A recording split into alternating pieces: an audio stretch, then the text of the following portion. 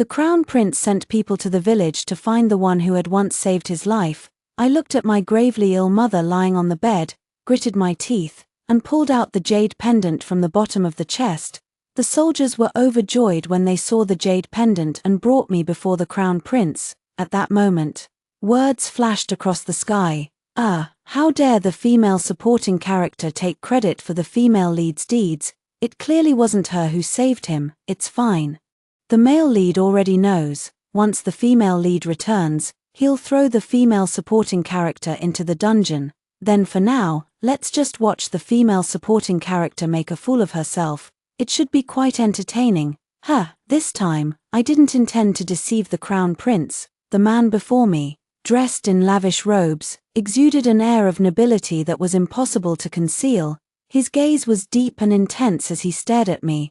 I knelt down with practiced ease, holding out the jade pendant with both hands, and said clearly, "Your Highness, this jade pendant was given to me by a Lady Liu. She once told me that if someone came looking for it, I should pass it on." Silence hung in the air from the other side, and my arms grew tired from holding up the jade pendant. The text also grew more abundant. What's going on? Didn't the female supporting character lie to the male lead, claiming she was the one who saved him? That's right, at that time. The male lead was blind and recuperating at Willow Manor, so he couldn't recognize his savior. After the female supporting character took the credit, she went back to the palace with the male lead and even brought her sick mother along. The mother and daughter became obsessed with the luxury and refused to leave. They even tried to secretly kill the female lead to silence her. Wait, could it be that the female supporting character can see the bullet comments we're posting? Hey! The person who said that just gave me chills. This is getting a bit scary. Folks, I no longer looked at the words that were multiplying like a rising tide.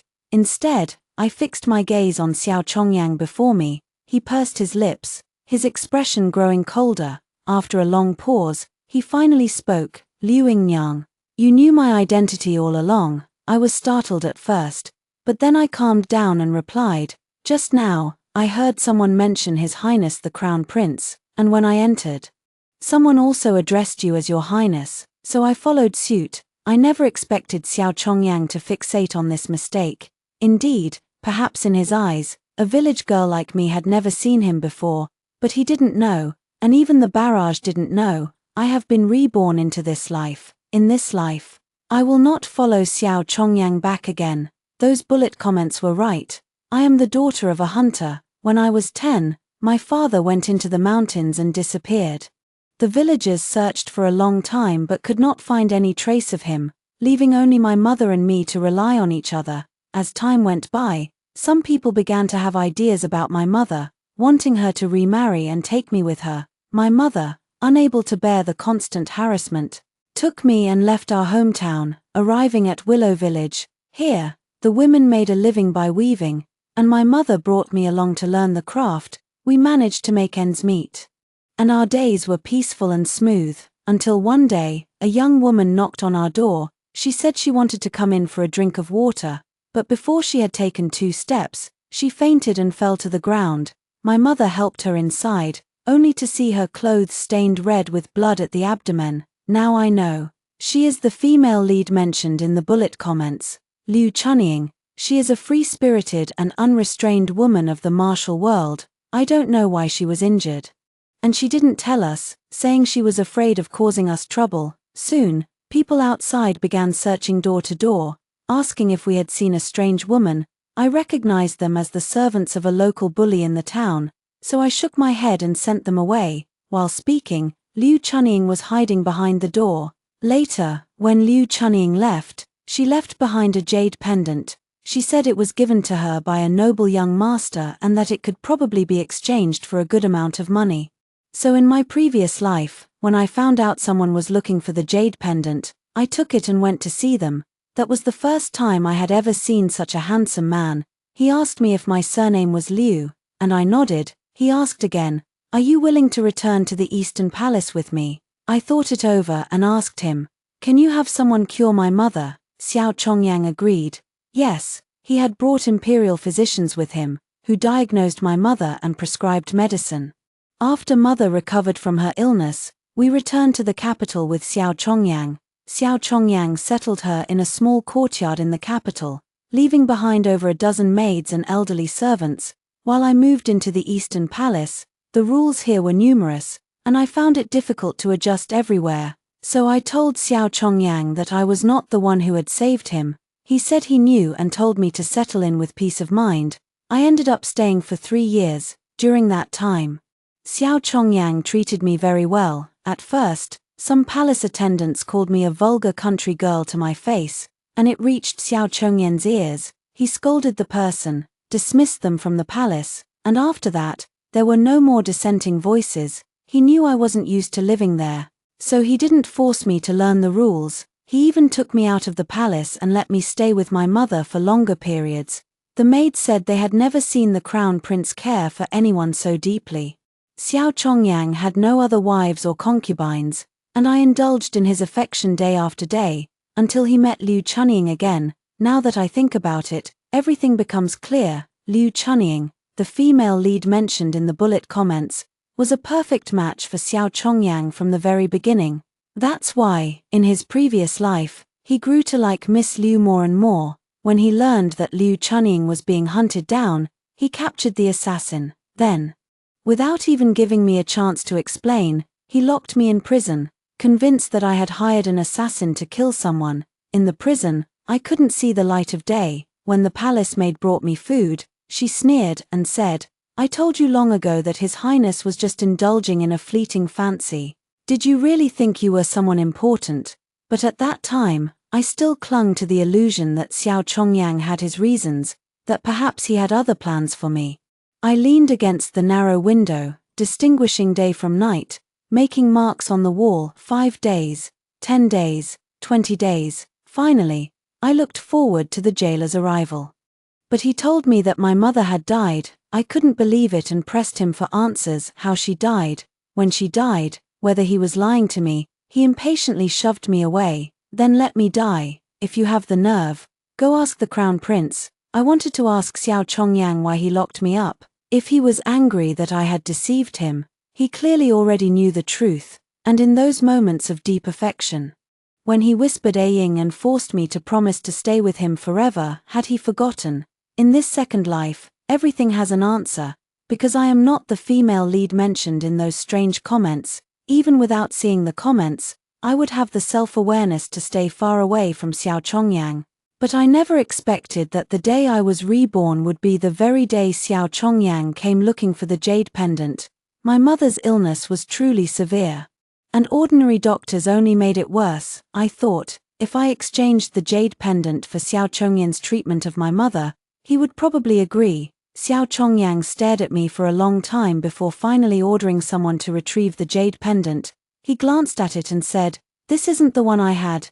Did you really steal and hide it? Where is it?" I was speechless. How could that be? I hurried to explain. "This was given to me by Miss Liu. I haven't touched it since she gave it to me. It's been lying at the very bottom of the chest. No need to make excuses." Xiao Chongyang cut me off. "Guards, take her away." I wanted to curse at him, but I didn't dare. I had no idea how things had turned out so differently from what I had expected. The barrage of comments was also gloating. Could it be that the real jade pendant was sold off by the female supporting character, and that's why she's using a fake one to impersonate? She's so obsessed with wealth and status, and her perspective is so narrow. She must have sold the real one. I get it now. This Ying Yang thinks that by telling the truth, the male lead will admire her, so she really can see what we're saying. Right, if you can see us, nod your head. In the blink of an eye, I was already locked inside the room. "Hello? Can you see what I'm saying? If you can see it, blink. Trust me, I'll help you. I'm on the side of the female supporting character, and I guarantee you'll defeat the female lead. Marry the male lead, and reach the peak of your life." The barrage of comments kept teasing me relentlessly. I didn't want to pay them any attention, so I could only sit here sulking. In the evening, someone brought me food. I grabbed her and asked, "Miss, how long does His Highness plan to keep me locked up?" The maidservant shook her head, her expression inscrutable. "We servants have no way of knowing His Highness's thoughts. Please don't ask any more." I had no choice but to plead with her. Then, I beg you, miss, to pass on a message for me. Please tell His Highness that I need to see him. There is a sick person at home who needs to take medicine morning and night. I must return, it's urgent. After all, in my previous life, I didn't even get to see my mother one last time. I was afraid she wouldn't make it through this time. If I had known, I wouldn't have taken the chance to come see Xiao Chongyang. The maid gave me a deep look but didn't answer. A long time passed, and still there was no sign of Xiao Chongyang. I planned to escape through the window. When I opened the window, two expressionless guards were standing outside. An idea struck me, and I immediately cried for help. The food is poisoned. With that, I collapsed to the ground. The guard closed the window. The floor was a bit cold. I cracked my eyes open just enough to see a line or two of bullet comments. Why does this feel a little cute? Seriously, in the trailer. The female antagonist hired an assassin to kill the female lead. How can you still praise such a malicious character? But she didn't falsely claim the identity of the female lead either. Isn't it natural to worry about her own mother? If it were me, I would have burst into tears by now. At least the supporting female character is still trying to find a way out. But why did the male lead lock her up? I want to know too. I truly want to go back and find my mother. But I can't act recklessly in front of Xiao Chongyang, lest he sentence me to death in a fit of anger. Who knows if I'd be able to reincarnate again if I die this time. No one paid me any attention, so I silently got up and walked to the door. Just as I was about to cry out, the door suddenly swung open. Xiao Chongyang stood outside, scanning me from head to toe, and asked, "Where's the poison? You seem perfectly fine standing there." I didn't dare lie to him again, swallowing my anger. I begged him to let me go back to see my mother. She hadn't eaten or taken her medicine that evening. As I spoke, the thought of her lying there waiting for me made me unable to hold back my tears. She couldn't get out of bed, and I was so useless. Xiao Chongyang could decide our life or death with just a single word. Damn. I really feel a bit of empathy. When my mother was sick, I stayed by her bedside to take care of her and couldn't leave at all. A mama's girl can't handle this kind of scene. Even so, the female supporting character is still quite good to her mother.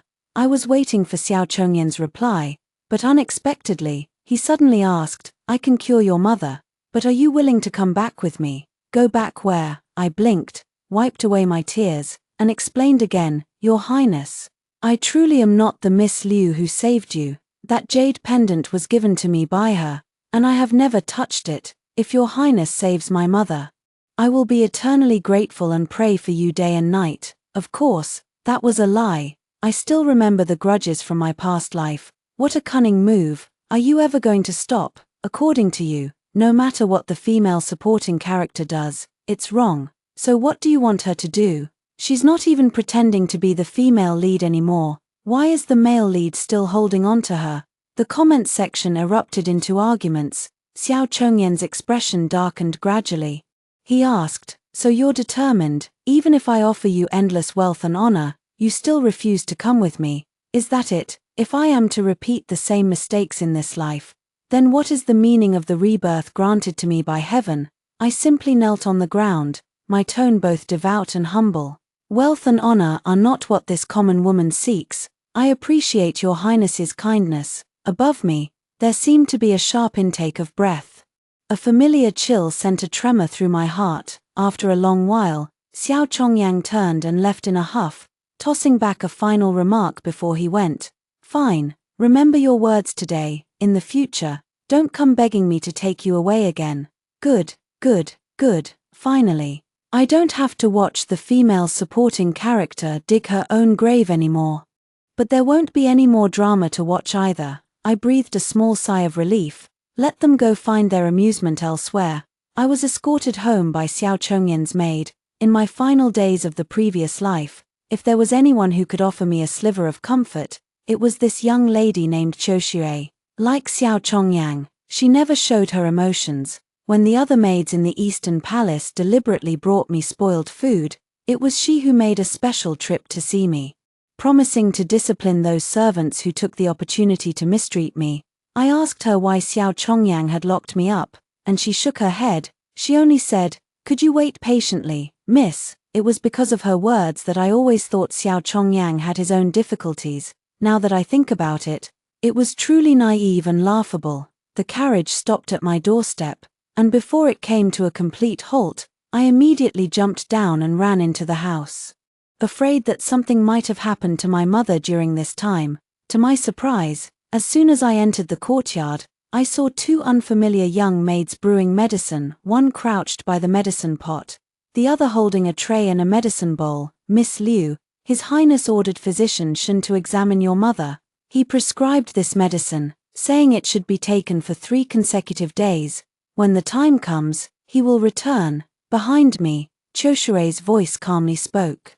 I looked back at her expression, and it seemed nothing was out of the ordinary. The barrage of comments echoed the same curiosity as mine.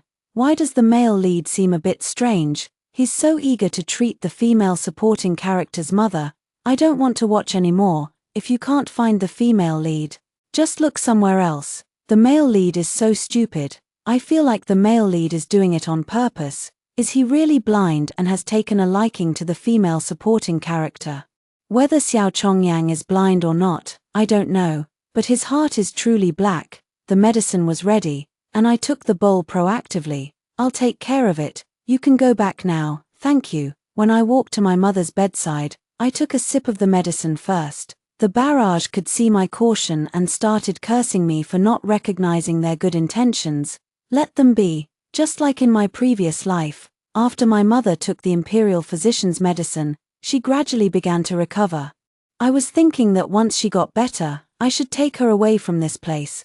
These past few days, the maids sent by Xiao Chongyang have been stationed here, refusing to leave no matter what I say. If I speak harshly, they kneel on the ground and beg, saying that the Crown Prince has ordered that if they return, they will have to face punishment. Xiao Chongyang seems to have some kind of problem, not an attack, just my speculation. I don't have the ability to do anything to him, or to kill him for revenge. I think that if fate has arranged for me to live another life, it's not to watch me perish together with him. I can only stay as far away as possible. Slipping away right under Xiao Chongyang's nose is truly no easy task, until one day, the neighbor, Aunt Wei, came to visit my mother and started talking about her son, who served as the county captain. My third son still refuses to settle down.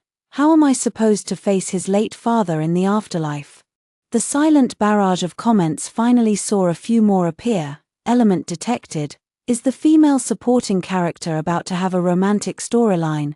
Just a passerby, not important. She had been widowed for many years, raising her 3 sons to become successful, and her only wish was to see them marry and have children. Over the years, she had been intentionally trying to set me up with her eldest son. When the eldest son got married, she continued to matchmake me with her second son. Now, it was finally the turn of the youngest son. My mother glanced at me and smiled helplessly. "Yang has long said that her marriage is her own decision. I have no say in it." Mrs. Wei was not surprised. "I know Ying's temperament well. She's a filial child, steady and reliable, all my life. I've hoped she would marry into the Wei family. I could die in peace then." My mother, who was bedridden with illness, had to comfort her instead. At that moment, I caught sight of the maid brewing medicine outside the window and whispered to Mrs.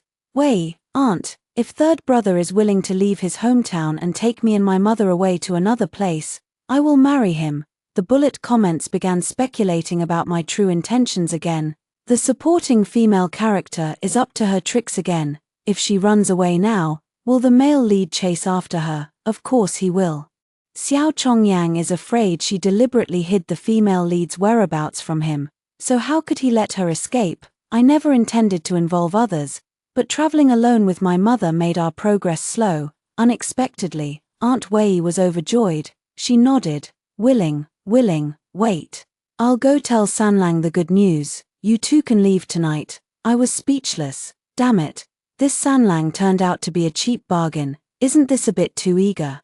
Things turned out to be much smoother than expected. That night, a series of cooing sounds came from outside the window, like the calls of birds. I quietly pushed the window open and jumped outside. Sure enough, I saw Wei Xian under the moonlight. Having spent years apprehending criminals, he had developed a set of secret codes. To outsiders, it sounded like simple bird calls, but those in the know could decipher the messages based on the length and rhythm of the sounds. At this moment, he changed into casual clothes, his eyes gleaming as he whispered, "Ing Yang, have you made up your mind? In my previous life, I also suspected that Wei Shen liked me. He would silently help me stack the firewood, doing the heavy chores for my family. Sometimes, when he received rewards from the authorities and sent a portion to his own home, he would always include a share for my family as well.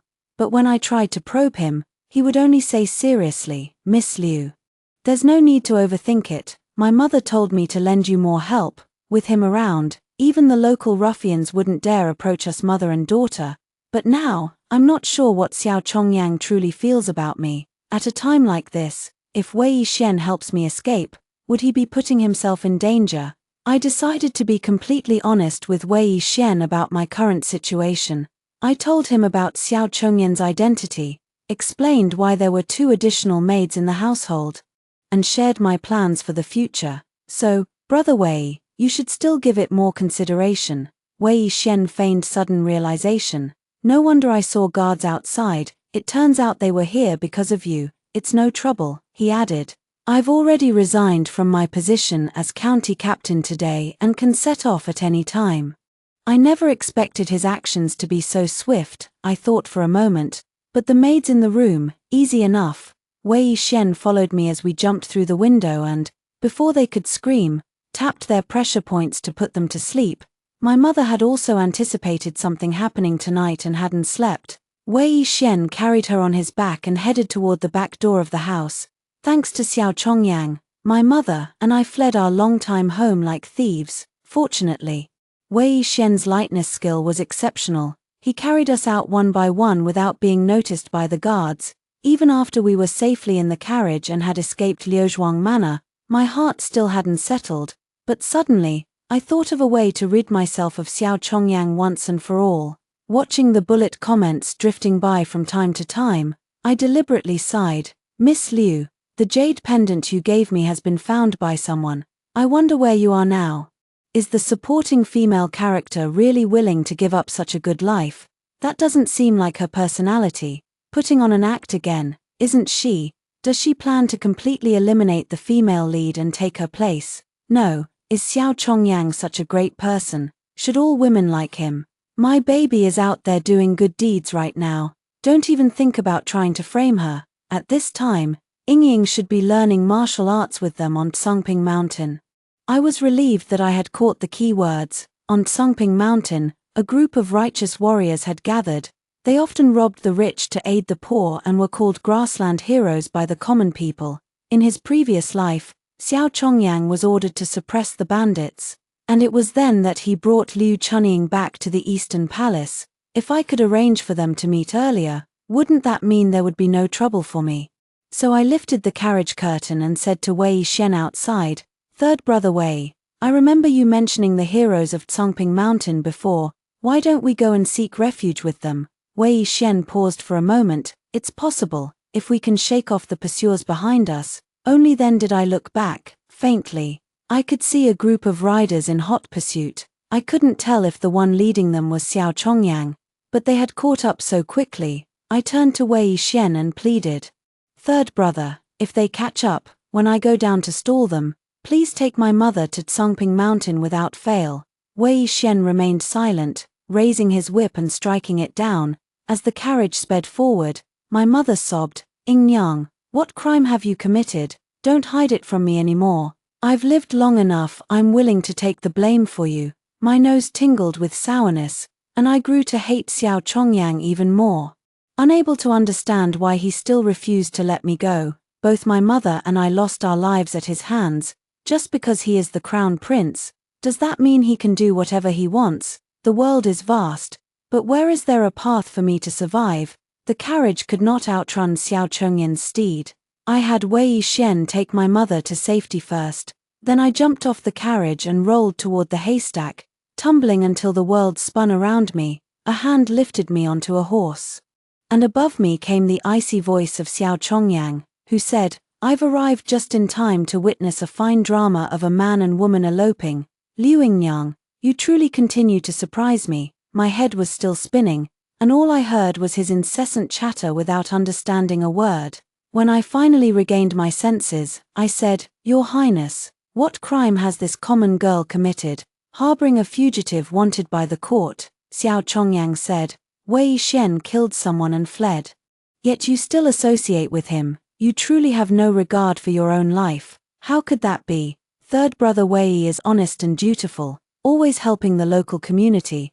I don't believe he would do such a thing." Just thinking about it, it's clear that Xiao Chongyang is forcibly pinning the crime on him. Thus, my disgust for him grew even stronger, but I could only suppress my anger and plead with him. "Your Highness, in light of my offering of the jade, could you spare his life for now?" Behind me, Xiao Chongyan's voice was no different from that of a malevolent ghost. He whispered in my ear, questioning, "By what right do you plead for him?" I shuddered. I wanted to say that I was his betrothed, but I feared Xiao Chongyang would seize the opportunity to cause trouble, so I remained silent. He let out a cold laugh, spurred his horse, and took me back to his residence with no intention of letting me return home. I didn't understand why he still insisted that the jade pendant I gave him was fake, claiming he would take me back to the capital for further questioning. What a perfect frame-up. I was so furious my hands trembled. If not for the lingering attachments in my heart, I would have rather cursed him to his face right then and there. Miss Choshui came to persuade me again. "If Miss Liu is unwilling to return to the capital with His Highness, please do not openly defy him. His Highness is not an unreasonable person." Reasonable, my foot. If he were, why in the previous life did he refuse to listen to my explanation and insist that I had sent assassins to hunt down Liu Chunying? I didn't even get to see his face before I was thrown into prison. Gathering my emotions, I tentatively asked, "Is His Highness looking for a certain Miss Liu? But I am not the one he is searching for. Does he not believe it?" I couldn't get any information from Choshure either. She shook her head and said, "We servants do not know His Highness's thoughts." I didn't understand before why the person by my pillow could be so cruel, but now I know the answer. Xiao Chongyang has his own destined one. That night, I dreamed of our past life again. He entered wearing the crown prince's ceremonial robes, his face etched with weariness. When I asked him what was troubling him, he remained silent and instead said, "Would you like to see your mother?" I nodded eagerly. His eyes were somber, and I knew what he was worried about. He feared I would grow to resent the rules of the Eastern Palace, and that I, like others, would only regard him with fear, no longer treating him with honesty. Ignorance breeds fearlessness. Back then, I had no idea where the thought came from. Perhaps it was because Xiao Chongyang had spoiled me, but I boldly declared, "Don't worry, I'll come back as soon as I see her. I won't run away. I am well aware of the vast difference in our statuses. I know I cannot become the crown princess, and perhaps I cannot even secure a proper position as a concubine. Yet, I am willing to stay in the palace city to keep him company." Xiao Chongyan's position as the crown prince is unstable. His younger brothers are eyeing his throne covetously, to secure his succession to the throne. He also needs the support of the family of his future crown princess. When I told him I did not seek any official status, Xiao Chongyang looked at me with a complicated expression and after a long while said, "Will you regret it?" My chest felt as if it were being crushed by a heavy stone. I didn't know if it was a dream, but I shouted at him from outside the dream, "I regret it. I regret it so much. I shouldn't have gone to the capital, shouldn't have met him, even in this second life." I was still brought back by him. I gritted my teeth in hatred, wishing I could kill him in my dreams to end this once and for all. I cried until I woke up, my sweat soaking the bedding beneath me. Catching sight of the dark figure by the bed, I felt somewhat dazed. Xiao Chongyang had been standing in the shadows for who knows how long, like a ghost, his eyes gleaming ominously, but he said nothing, turned, and left. I couldn't help but doubt my own eyes. Could it really be a ghost? Xiao Chongyang didn't stay any longer. When he headed back, I was tossed onto his carriage like a piece of luggage. He didn't even lift his eyes, engrossed in reading, still hoping to save myself. I sat in the corner and whispered, "Your Highness, are you looking for the owner of the jade pendant?" My intention was to take the opportunity to reveal that I knew Liu Chunying's whereabouts. hoping to speed up the meeting between the male and female leads so I could gracefully bow out. Xiao Chongyang didn't respond to me, so I continued, "Oh dear, look at my memory. Miss Liu seemed to mention a place before she left. Perhaps we can find her there. I will go and search for her myself." Xiao Chongyang finally spared a moment to reply, "I don't get it. What is the supporting female character trying to pull? Just tell him directly. Hurry up and let the male and female leads meet, I'm begging you." It's been a while since I've seen such an old-school CP like the loyal Crown Prince X, the martial arts heroine. I'm totally into it and loving it. I really wanted to tell Xiao Chongyang, but he didn't seem the least bit curious. Knowing him as I do, it was clear he didn't want to know. But there was no time to dwell on that. Just as I was about to speak, the carriage jolted violently. Someone outside shouted, "Assassins! Protect His Majesty," followed by a wave of chaos. I thought of seizing the chance to escape, but as I reached to lift the carriage curtain, an arrow flew past, grazing my palm. Turning back, Xiao Chongyang failed to dodge in time, leaving only the arrow's tail protruding from his shoulder. No, I thought he was sitting as steady as a mountain, so I assumed he wouldn't get hurt. What was he pretending to be earlier? His face gradually turned pale, but his lips turned purple, clearly a sign of poisoning. Outside, weapons clashed and the carriage shook. I dared not leave the compartment again, so I could only lock eyes with Xiao Chongyang. He asked me, his expression fierce and terrifying, "Were you trying to escape just now?" As he spoke, dark blood trickled from the corner of his mouth. I thought to myself, "Bro, it seems like you're a bit dead. If you wish to leave, then go." Xiao Chongyang closed his eyes, his voice gradually softening. "If you can escape, that's your ability. I won't stop you." The situation outside was unclear, and nowhere felt safe. I was afraid I would die the moment I stepped out of the carriage, so I didn't speak again.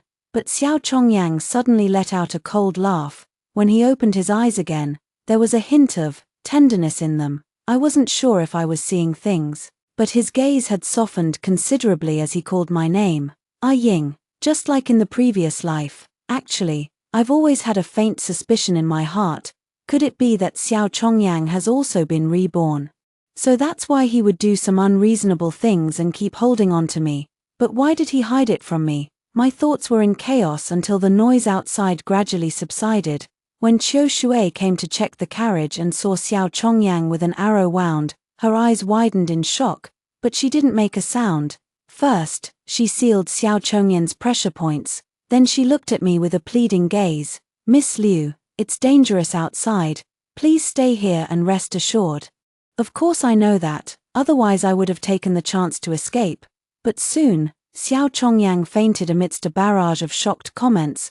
"The sky is falling. Is the male lead really going to die just like that? It's all because the female lead was dawdling, which is why the male lead got assassinated on his way back to the capital. He had clearly returned safely before. What should we do? Dr. Shen, come and save him. Brother Crown Prince, I'll never scold you again. Please don't die." In my opinion, their worries are completely unnecessary. Isn't Xiao Chongyang supposed to be the male lead they talk about? How could he die so easily? When the group entered the city and settled down, everyone was bustling with activity. The accompanying imperial physician Shen claimed the arrowhead was poisoned. Although the sealed acupoints had slowed the spread of the toxin, he no longer had any life-saving miracle medicine. What about the revival elixir His Highness brought? Even the usually calm Qiu looked flustered, clutching Physician Shen's sleeve and refusing to let go. Imperial Physician Shen glanced at me, then averted his gaze, his tone hesitant. "No, there isn't. Who put you up to this?" Qiu Shui drew the dagger she carried with her, pressing it against Imperial Physician Shen and pinning him to the door. "Shen Kuan-yu, did you collude with someone to harm His Highness? How dare you?" Watching them argue, I still couldn't believe that Xiao Chongyang was dead, so I remained expressionless. Earlier, there were still some in the barrage who supported me, but now the tide had turned completely. What is the female supporting character doing? Doesn't she feel any guilt at all? How disgusting. If it weren't for the female supporting character's actions, how could the Crown Prince have ended up in such a state? Is the female supporting character dead? How can she have no reaction at all? The male lead has been so good to her, and she still doesn't appreciate it. Wait a minute. Could it be that the soul-returning pill was given to the female supporting character's mother? Shin, the imperial physician, refused to admit anything, and the door was knocked twice from the inside. A maid's voice came through. Sister Choshire, His Highness asks you to release Shin, the imperial physician. Choshire reluctantly let go, then glanced at me with an indescribable expression. At that moment, the barrage was entirely focused on discussing where the soul-returning pill had gone and whether Xiao Chongyang had truly given it to my mother, so I privately sought out Shin, the imperial physician, seeking an answer. Physician Shin seemed quite afraid to see me. He is highly skilled in medicine and deeply trusted by Xiao Chongyang. Now he has locked himself in his room testing poisons, with bottles and jars covering the table. I truly couldn't make sense of it, but I knew the revival elixir was a life-saving pill of the imperial family, and the Eastern Palace had only one, reserved for emergencies. How could Xiao Chongyang easily give it away? After I repeatedly pestered him, Physician Shin finally said with a mournful face, "Young lady, please spare this old man. I promised His Highness that I couldn't reveal the whereabouts of the soul-returning pill, but I believe you must have some idea in your heart." His words were practically telling me the answer outright. No wonder my mother's health recovered faster than in my previous life, and her spirits were much better. Did Xiao Chongyang give her the soul-returning pill to atone for his sins? His subordinates were busy searching for medicinal herbs for him. When I went in to see him, no one stopped me. Only Choshire was guarding by the bedside. Xiao Chongyang on the bed had already had his arrow wound treated. Apart from the bandaged area, the upper half of his body was exposed. Though he was a noble born of golden branches and jade leaves, his body was marked with scars of varying depths. I once asked him with a pained heart where they came from, and he only calmly replied, "Old wounds." As the bullet comments would say, he would eventually open his heart to Liu Chunying, the female lead.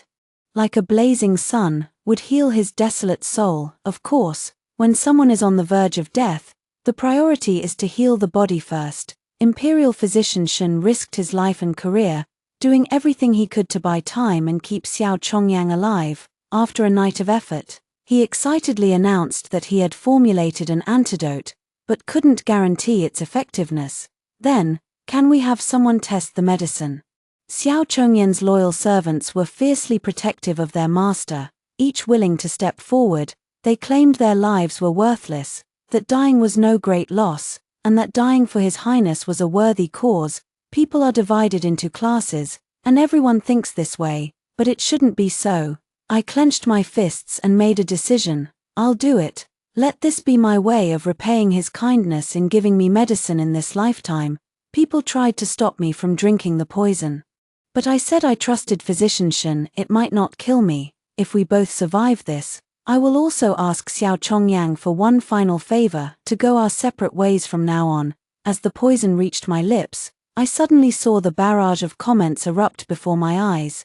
My baby is here, Ying." The female knight in red charged in on horseback, her movements swift as lightning, leaving only a blur behind. I've waited so long for this day. I'm really about to cry, as expected. The female lead is the most reliable. Everyone was busy trying to stop people, surrounding the room so tightly that not even a drop of water could leak through, and no one knew what was happening inside.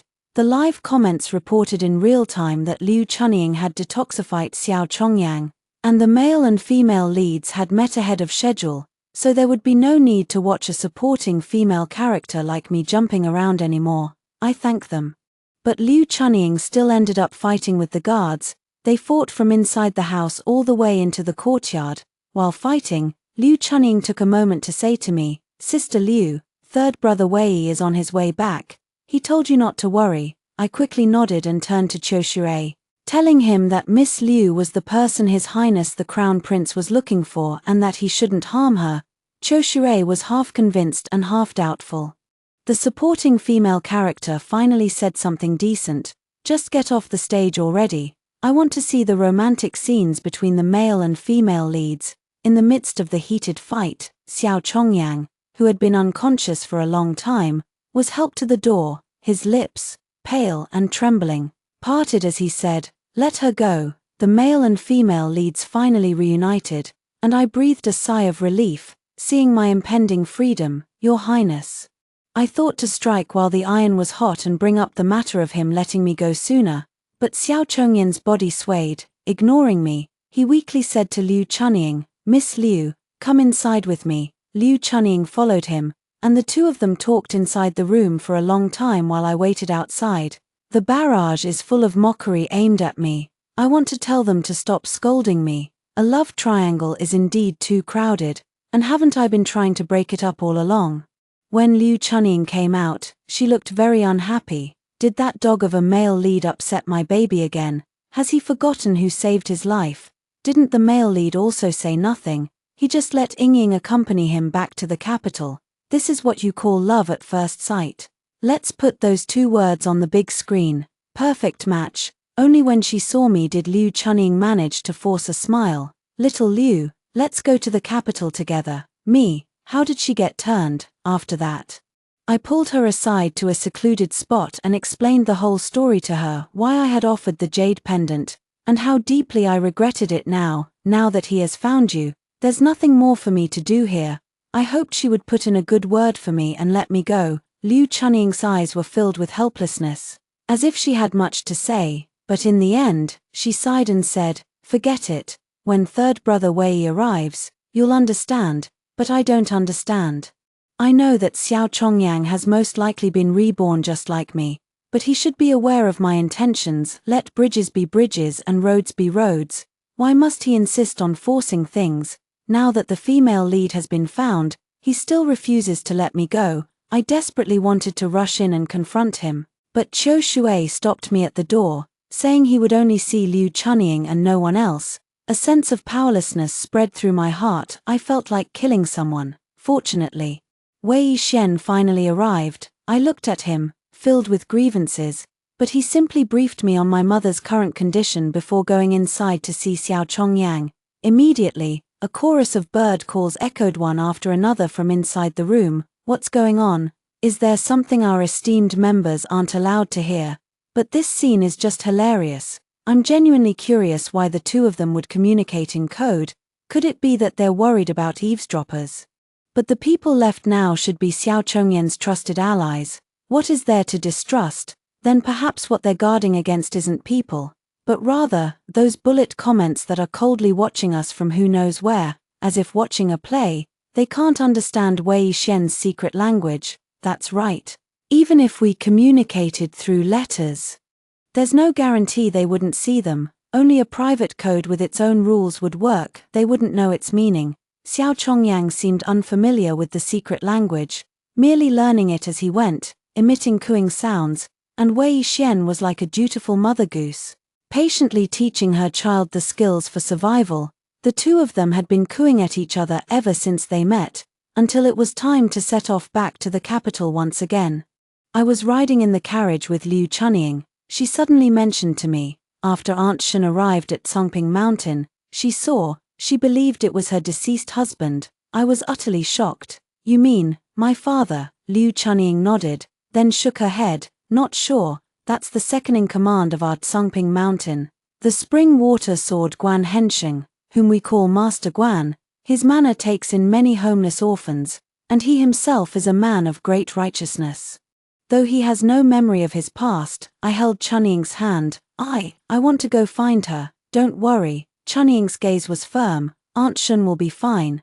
The divine physician on the mountain is trying to restore Master Guan's memory. Perhaps by then, they will be able to recognize each other, and your family of 3 can be reunited." I was already 10 years old the year my father disappeared, old enough to remember his face. He and my mother were deeply in love. If he were to return, it would be the greatest joy for our family. Lost in my happiness, I didn't even notice Chunying getting off the carriage, replaced by Xiao Chongyang, dressed in black, sitting across from me. When I saw him, I was startled, and he too froze for a moment before reluctantly making a sound, "Coo, coo," as if apologizing. I was confused, looking at his unhappy face yet speaking in code, a scene that had never even appeared in my dreams. It was no secret to me that Wei Shen compiled all the code phrases into a book, Sometimes I even helped with the editing, allowing us to communicate smoothly. I just never expected to hear it from Xiao Chongyan's mouth today. He studied the secret language for a few days and made remarkable progress. Calling out my name, he said, "Aang, it was my fault in our past life. I only wanted to protect you and your mother, but I neglected her illness, which led to her passing." I stared at him blankly. He then said, "Your father followed King Xian in rebellion, was captured by the court, and his wife and daughter were implicated. I had no choice but to lock you in prison first, hoping to conceal your identity. At that time, I knew nothing and only thought he was taking his anger out on me because of Liu Chunying. But my shock did not end there." Xiao Chongyang spoke seriously in a coded message. "Do you know someone is watching us?" I hesitated for a moment, then nodded. He said, "As I suspected. There are evil spirits toying with us, and I have also asked the state preceptor, but they are helpless. I, and Liu Chunying, it seems our fates are being manipulated. In my previous life, I had no feelings for her either, and it remains the same in this life. And I fear we cannot escape the power of these evil spirits, nor can we resist the heavenly decree.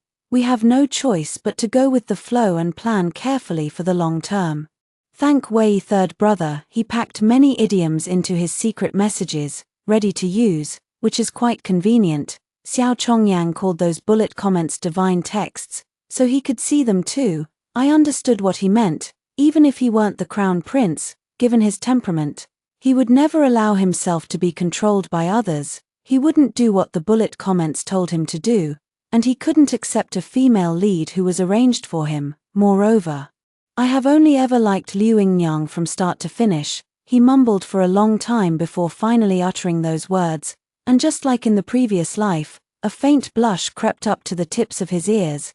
The turn of events was beyond my understanding, yet it felt so fitting. In my previous life, upon hearing the tragic news of my mother's death, I took my own life in the prison cell, following closely after her. Nor would I know how Xiao Chongyang reacted, but I always thought, even if he pretended to like me, how could he keep up the act for so long? He spoiled me until I lost all sense of reality, only to let me fall into the mud overnight. At this point, Xiao Chongyang continued, "I don't expect you to believe me right away, but could you give me another chance? This time, I will properly arrange for your parents, including resolving those celestial texts.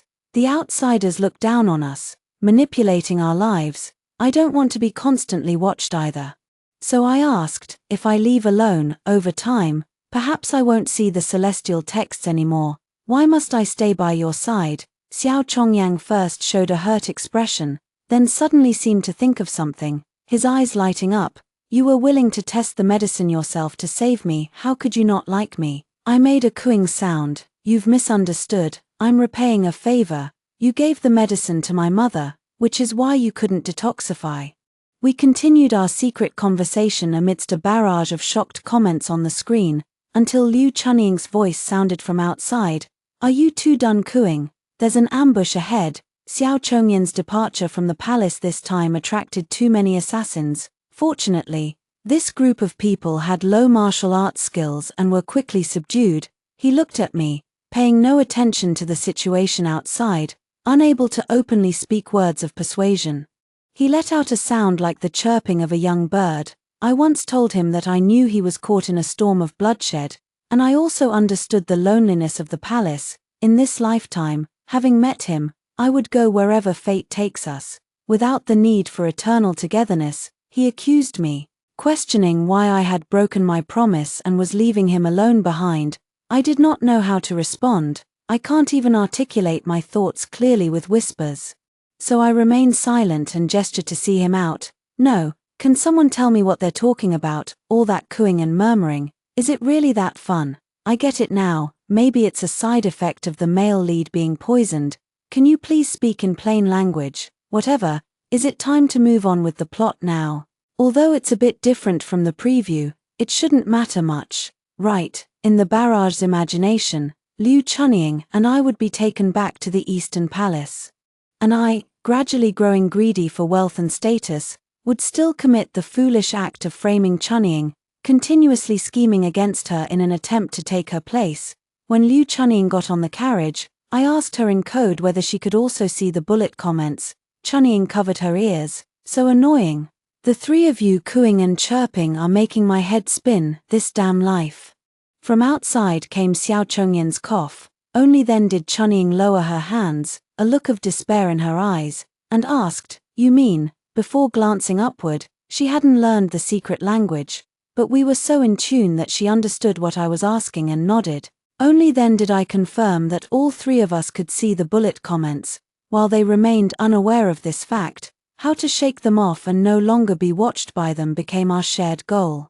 I also temporarily set aside the thought of leaving. Once again, I returned to the Eastern Palace where I had lived for 3 years. Xiao Chongyang behaved as usual, speaking coldly to me and occasionally mocking me, while treating Chunying as his benefactor, arranging the best accommodations for her. As for you, who secretly swapped the jade pendant and has unclean hands, you shall serve as my personal maid, Xiao Chongyang said to me with a cold expression.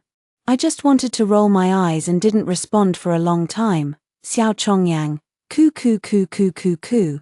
Please, just agree to it. Afraid that others might think he was out of his mind, I quickly agreed. He really seems to enjoy acting. After returning to the Eastern Palace, he pursued the investigation into the assassination attempt, gathering evidence to intimidate several of his royal brothers who had intended to harm him, rendering them too fearful to act. At the same time, he secretly laid his own plans, taking advantage of his rebirth to preemptively avoid many potential troubles. Chunying didn't much like this place and pulled me along as we ran outside the palace. The bullet comments said she was about to clean up the capital's bad habits, and indeed she did. Whenever she encountered officials or nobles oppressing the common people, she would step in to uphold justice, making many enemies but also gaining quite a few friends. I admired her temperament and was reminded of Xiao Chongyan's plan, which was to remain still for now and avoid letting the bullet comments detect anything unusual about us. So, from time to time, we had to put on a show for them. I would reveal looks of resentment and jealousy in places where Chunying couldn't see. The barrage of comments didn't suspect a thing, saying this was exactly how I should be. I occasionally framed Chunying too. Xiao Chongyang would lock me in the room as punishment. Finally seizing the opportunity, he didn't do anything, just stared straight at me, which was torture enough. The barrage of comments said his relationship with Chunying seemed to be making no progress at all. Someone objected, "Don't you get it? Love is about restraint, dodging is the real issue. The Crown Prince doesn't even dare to look at our female lead." Xiao Chongyan's gaze held a hint of teasing when he looked at me, sometimes straightforward. Every day, I would ask him in code, "When can all of this end?" His eyes instantly dimmed, and he turned away, ignoring me. Time passed in the blink of an eye. Chunying also began to entertain the idea of leaving the capital, but she kept it to herself. She insisted on not learning the secret language, saying that our cooing sounded like hens and was simply too unpleasant to the ear. Third brother Wei was confined to the Eastern Palace, ostensibly serving as Xiao Chongyan's advisor, but in reality, he was still refining the Wei family's secret language for Xiao Chongyang to study. Sometimes, when he saw me, his face would turn ashen, and he would mutter in the secret language, "If you have something to say, just say it outright." He didn't understand. He thought that speaking in riddles might be the Crown Prince's peculiar preference. Xiao Chongyang wasn't that idle either. He secretly sought out extraordinary individuals, seeking their assistance. Finally, he waited for the right opportunity. That night, the celestial dog devoured the moon, and on the stargazing platform, monks and Taoist priests were all present. I sat facing Chunying, while Xiao Chongyang stood nearby, gazing up at the sky. This was not the first attempt. Previously, a master had said that each of us three had lost a soul and a spirit, and we needed to summon them back into our bodies to break the situation. Some people have cast exorcism spells on us, but unfortunately, none of them worked. This time, we didn't hold out much hope. Even as the moon was covered, I could still see the fleeting words before my eyes. What is this all about? Praying for blessings. As the moon was reduced to a mere ring, the floating text before my eyes vanished instantly. I feared it was just because it was too dark to see anything. By the time the ritual concluded, The celestial phenomena had gradually returned to normal. The barrage before my eyes had vanished, leaving only Chunying's clear gaze. She blinked, waved a hand in front of her face, and didn't dare speak first, only casting a questioning look our way. No one knew whether those bullet comments had truly disappeared, or if we were still being observed, but at least on the surface, that feeling of being watched had mostly faded. The days continued to pass. One day, Chunying couldn't hold back any longer and cried out to the sky, "I've had enough of this miserable life." Xiao Chongyang happened to be walking in from outside the courtyard and paid her no mind. Chunying chased after him and asked, "Xiao Chongyang, can I leave now? I promise I'll never appear before you all again. Please, let me return to the mountains like a freed tiger." I said, "This idiom doesn't seem quite right." The barrage comments no longer appeared, and our moods improved a lot, except for Xiao Chongyang, who always looked preoccupied. He didn't actually let Chunying leave. She turned around and stormed off in anger. Xiao Chongyang stopped in front of me. He is handsome, and no matter when you see him, it's hard to ignore his face. He seemed to know my weakness all too well, wrapping me in that fragile, sorrowful gaze as he asked, "Are you leaving too?" I believe he has his reasons, and I believe that in a past life, we were toyed with by fate, but I have learned to cherish my life. Xiao Chongyang told me that in our previous life, after I died, he and Liu Chunying sensed something was amiss, but it was as if they were being controlled by an invisible hand. Many things were beyond their control and simply unfolded on their own. They seemed bound together, always unable to part. Liu Chunying grew utterly weary of such a life, eventually dying of depression, while he ascended the throne, spending half his life in loneliness and sorrow. I nodded. I believe it. He no longer used his status as the crown prince to hold me back. He sighed and said that my parents' carriage had entered the city and they would be staying in the same house as in our previous life. I was free to go or stay. In this life, my mother found my father earlier, and he would no longer follow Prince Shen in rebellion. When I returned home, they were waiting for me at the door. My father looked just as I remembered him. I didn't know if he had deliberately changed into the hunter's clothes he wore when he left home, but at that moment, with tears in his eyes, he called me by my childhood name, Yingying. "I caught 2 rabbits for you. It's my fault for not coming home sooner. I almost lost you and your mother." I stood there crying. In my past life, I had died by crashing into a prison cell, but in this life, I have found fulfillment. Once I entered the courtyard, my parents pulled me aside, asking all sorts of questions. My mother asked, "Was that carriage at the street corner someone you know? It watched us for a long time. No one else but him." When I left the Eastern Palace, Xiao Chongyang did not see me off. My steps grew lighter and quicker. I glanced back and saw him standing in the middle of the open palace gate, with a storm brewing behind him. It was only then that the dark clouds shifted above our heads. Mother didn't wait for my reply. She stood up and pulled us back into the house. For an ordinary family, this would be the most common of scenes, but for me, it was something I had to walk through life and death to obtain, something I wouldn't even dare to dream of. Outside, birds were singing. In front of my father, Mother also wore a smile on her face. Even the birds in the capital sound different. "Brother Yun, what kind of bird is that?" My father was well versed in birds, but this time he was stumped. He frowned and thought for a moment. "Ah, it seems to be a bird of good omen. Let me listen a bit more." I knew it was Xiao Chongyang asking whether he could come to see me again. Now that our family was reunited, we could rely on the connections we had made through Chunying to establish ourselves in the capital and find a stable livelihood. As for that bird of good tidings outside the courtyard, once he sees that we haven't left the capital, I suppose he'll understand my answer. I'll stop cooing for now. After hearing the story above, what are your thoughts? Feel free to share your opinions in the comments section. Looking forward to hearing from you. If you liked this story, don't forget to like it, share it, and subscribe to my channel. See you next time.